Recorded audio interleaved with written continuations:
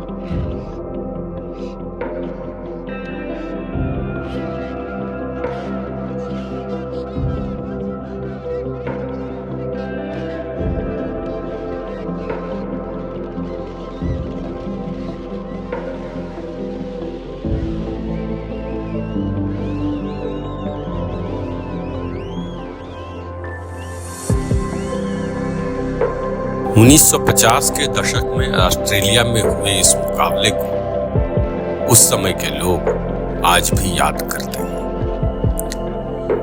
उस दिन दुनिया भर के लोग यह समझ ही नहीं पा रहे थे कि कैसे एक भारतीय गांव के छोरे ने मशहूर पहलवान किंग कॉन्ग को उठाकर रिंग के बाहर फेंक दिया। लेकिन दारा सिंह तो आखिर दारा सिंह ही थे।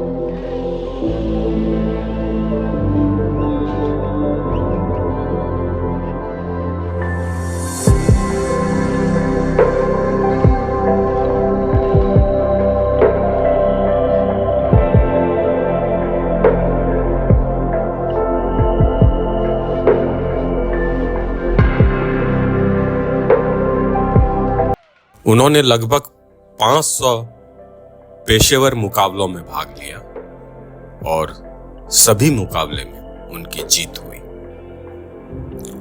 उन्होंने कनाडा के जॉर्ज गोर्डिएंको और न्यूजीलैंड के जॉन डिसिल्वा जैसे मशहूर पहलवानों को भी हराया। उन्हें रुस्तमे पंजाब और रुस्तमे हिंद का खिताब मिला था।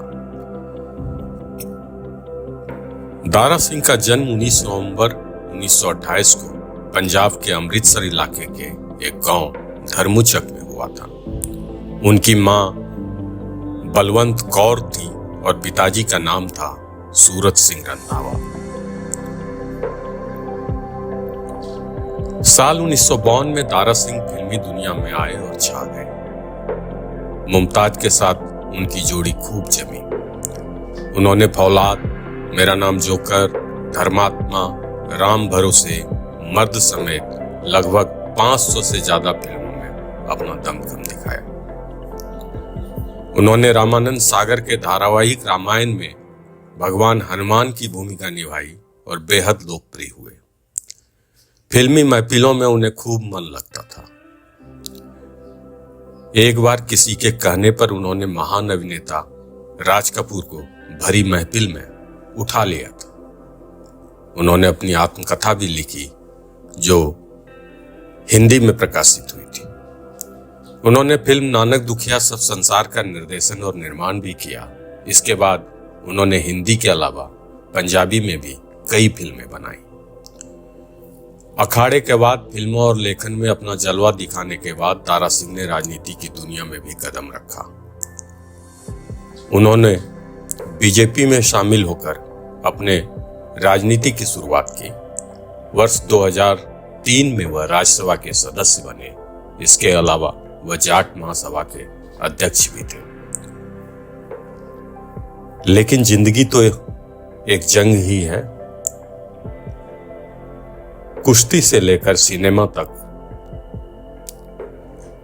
यहां तक कि लेखन में भी हमेशा जीतने वाले महान पहलवान दारा सिंह एक दिन जिंदगी की लड़ाई हार गए।